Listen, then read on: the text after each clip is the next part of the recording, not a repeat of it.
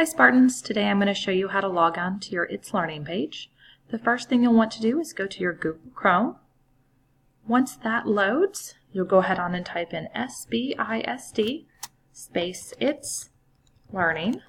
Once you type that in, click enter. It will be your first result to pop up, so go ahead and click on SBISD itsLearning.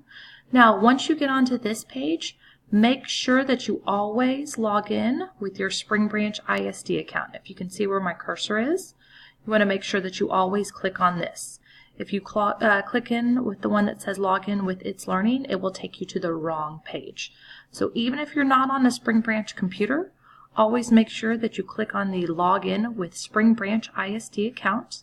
Now I'm logged into a Spring Branch ISD computer, so as soon as I click on it, it will take me right into my itsLearning page.